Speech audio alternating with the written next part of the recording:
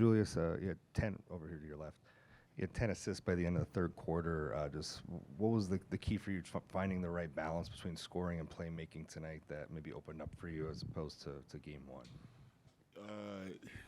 Yeah, I think that was just something I looked at on film. I felt like I made, some pretty good reads last game. We just all were in a funk. And today we were in a little bit of a better rhythm, obviously. But,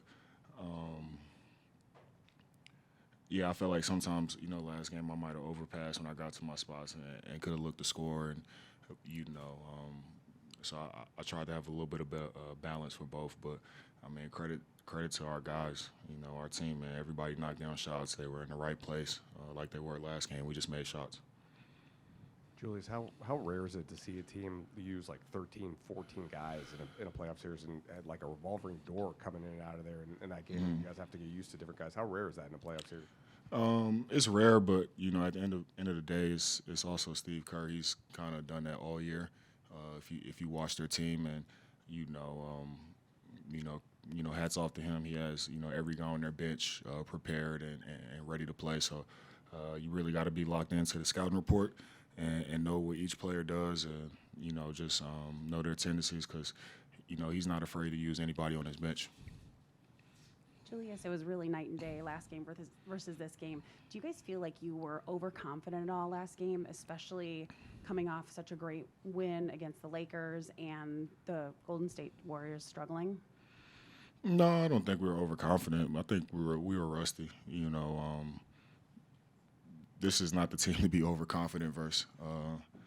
They're a championship team. They have championship DNA. We've said that from the beginning. So if we want to win this series, we're going to have to, take every game seriously, and we're going to have to win every game. It's not going to be handed to us. So we know who they are and what they're about from top to bottom. And, we just got to continue to, put ourselves in a position to win because they're not going to beat themselves. Julius, what does it do for you guys when Nickeil is knocking down shots the way he was tonight? It does exactly what it did tonight. It opens the game up, opens the floor up.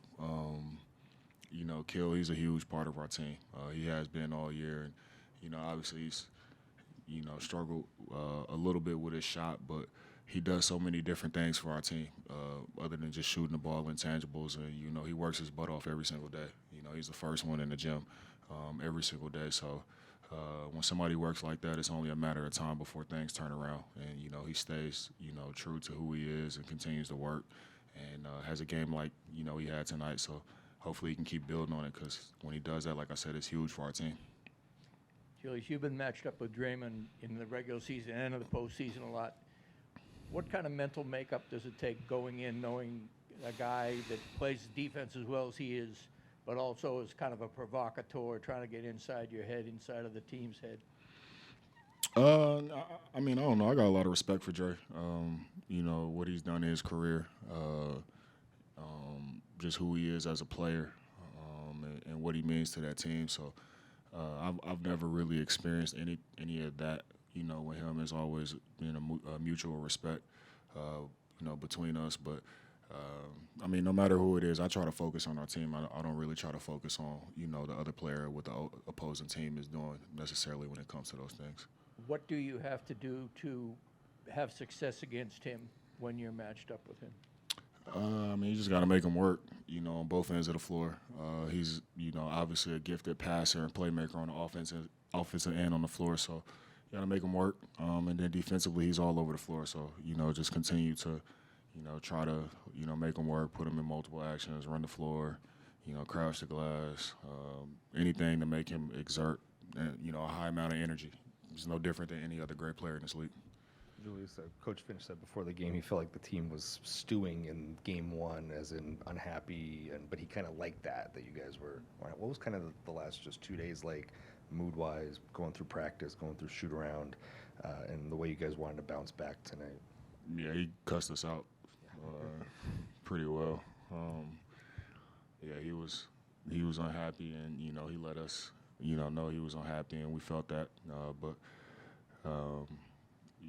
we were pretty motivated as a team, and the thing I like about Finch is, personally for myself, he can coach me hard, and I might not like it in the moment, or whatever it is, but I love, that he can challenge me like that. The other day we were in the film room, he challenged me multiple times on things that he saw from an effort standpoint. So I want to make a point to come out and prove and play with a high amount of energy, high amount of effort, and respond to that challenge, and not really necessarily take it personal. Yeah, absolutely. I just had to get that out. I had to get that out. For me, being frustrated. Obviously, he was frustrated. Start the quarter myself personally for with 2 turnovers and whatever was going on with our team. And me being a competitor, I want to stay out there. Kind of right the ship, but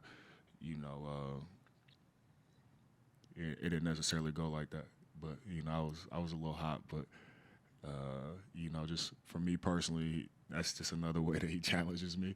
And, I wanted to come back in when I came back in and just channel that energy for a good way and a positive way for our team. And, that's what I tried to do. Julius, had to ask, you spotted Michael Irvin out there in the crowd. You smiled. What's your relationship like with him? Yeah, that's my guy. I've known Mike since I was 14 or 15 years old. Me being a Dallas kid, a Dallas native, a huge Cowboys fan. Growing up watching Mike, growing up watching primetime Deion. I used to play with Deion's son, so I used to go to Deion's house all the time, and he was a great mentor of mine at a young age. And then Mike, I went to school with his son in high school, so he used to come to my games in high school and be around all the time. So I've known Mike, forever. So that's like family, and for him to come to Minnesota and come to a game, that's a pretty cool thing, pretty big deal. So it was amazing seeing him. Julius, you had a lot of matchup advantages on the offensive end tonight. When you guys are playing at the rhythm that you are, what's kind of your decision-making process in initiating ball movement or just decisively going to the rim?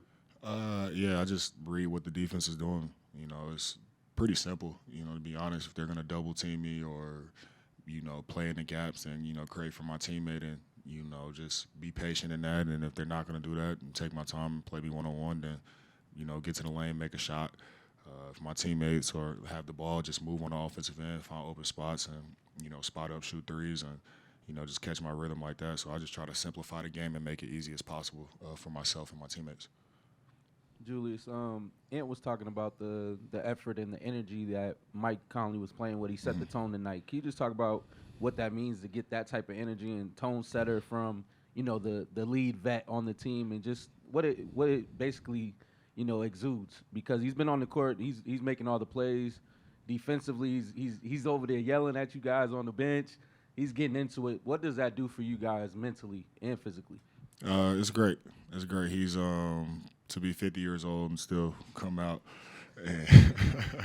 and defend and play with the effort that he does. And I've talked all year about the leader that he is for our team and how he just kind of keeps us balanced.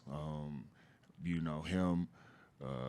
Joe Ingles, those guys are guys that you don't necessarily, it might not even show up in the box sheet and might, Mike, it might not necessarily show all the time and numbers and all that different type of stuff, but who he is for our team as far as a veteran, how he's able to, pull me to the side, how Joe's able to pull me to the side in a moment like that when I'm frustrated in the third quarter and, keep me level-headed, let me get my frustration out, but keep me level-headed and know that, all right, when we get back in the game, go to work, and, keep the main thing, and, he keeps me focused. So, those guys are huge for our team, and a lot of the stuff that they do goes unnoticed, or you guys, because you're watching the game, you might not necessarily know, but, behind closed doors, on the bench, on the plane, those guys are huge for us.